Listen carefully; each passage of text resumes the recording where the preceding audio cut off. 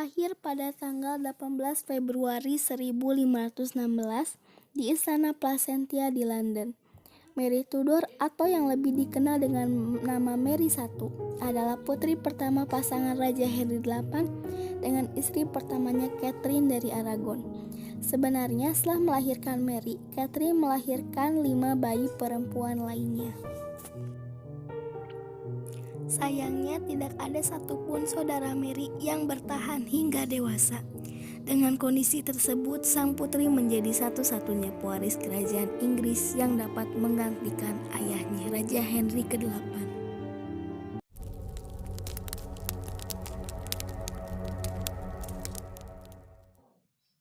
Mary I sebenarnya sangat layak naik tahta, bukan cuma karena dia anak pertama dan satu-satunya, tapi juga karena sang putri mahkota merupakan anak yang cerdas.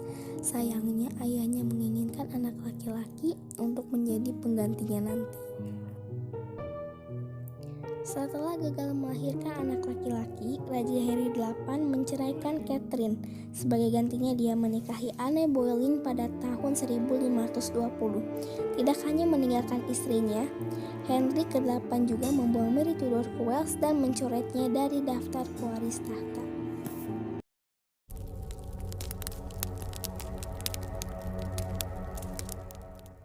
Kabar baiknya, pernikahan Henry VIII dan Anne juga tidak berjalan lama. Setelah melahirkan Elizabeth I, Henry yang tidak mencintai Anne Boleyn lagi memberikan tuduhan palsu dan memenggal kepala Anne Boleyn pada tahun 1536. Dia kemudian membuang Elizabeth I dan menghapusnya dari tahta. Henry VIII kemudian menikah lagi sebanyak 4 kali. Dan akhirnya ia mendapatkan seorang putra yang diberi nama Edward dari pernikahan ketiganya dengan Jane Seymour. Lalu pada tahun 1544, Henry VIII mengembalikan Mary Tudor dan Elizabeth ke istana kembali. Dan meski tidak menjadi yang pertama, Henry VIII juga mengembalikan posisi keduanya sebagai pewaris tahta kerajaan. Sementara Mary Tudor menjadi pewaris kedua setelah Edward, lalu Elizabeth pertama harus puas berada di posisi ketiganya.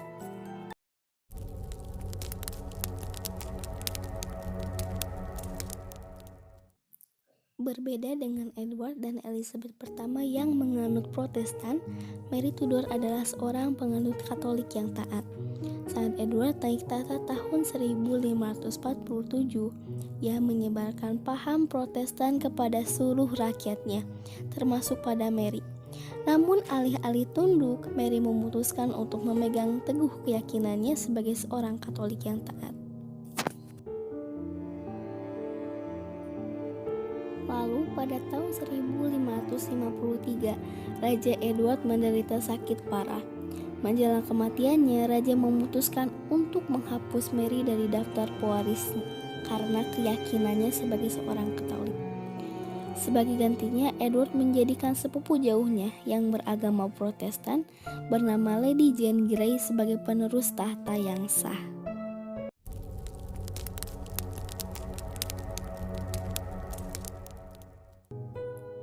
Sesuai amanat Raja Edward, Jane Grey naik tahta pada tanggal 10 Juli 1553. Tidak ingin posisinya diambil, Jane Grey meminta ayah mertuanya, Northumberland, untuk menangkap Mary. Mary yang tidak terima dengan naiknya Jane Grey memutuskan kabur ke East Anglia dan mengumpulkan pasukan.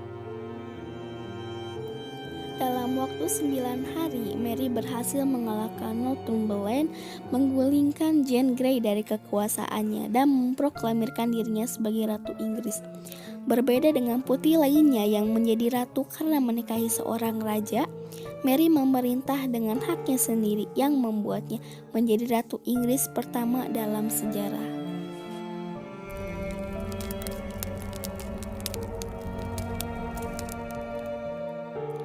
Di bawah kepemimpinannya, Ratu Mary mengembalikan Katolik sebagai agama resmi Inggris dan menghapus banyak hukum agama yang telah dibuat oleh ayah dan saudara tirinya. Juga memulihkan doktrin gereja Katolik. Bagi penganut Katolik, keberadaan Mary sebagai ratu tentu sangat melegakan. Tapi bagi penganut Protestan, Mary jelas adalah mimpi buruk. 3 tahun setelahnya, Mary membakar sekitar 300 orang Protestan yang menolak merubah keyakinannya menjadi seorang Katolik.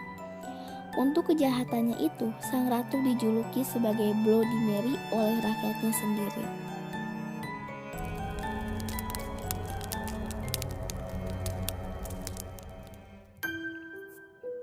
Ratu Mary I menikah dengan Pangeran Philip dari Spanyol yang juga beragama Katolik pada Juli 1554, dengan harapan dia akan mendapatkan seorang ahli waris yang dapat mencegah jatuhnya tahta ke tangan Elizabeth I.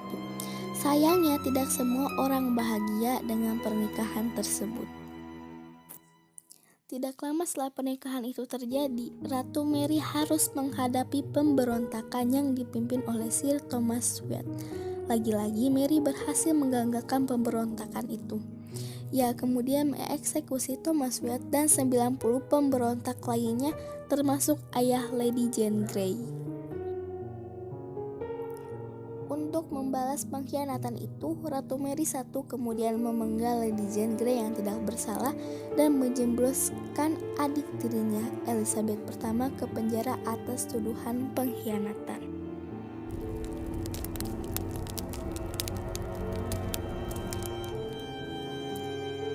Lalu pada tahun 1558, Mary jatuh sakit setelah wabah influenza merebak di Inggris. Dia kemudian meninggal pada tanggal 17 November 1558 dan dimakamkan di Westminster Abbey pada 14 Desember 1558. Sebenarnya untuk ukuran seorang ratu pertama, akhir kisah Bloody Mary ini cukup menyedihkan. Dan karena Ratu Mary pertama ini tidak memiliki seorang anak pun untuk menjadi ahli waris, akhirnya tata kerajaan Inggris jatuh ke tangan Elizabeth I. Dan sekian, terima kasih.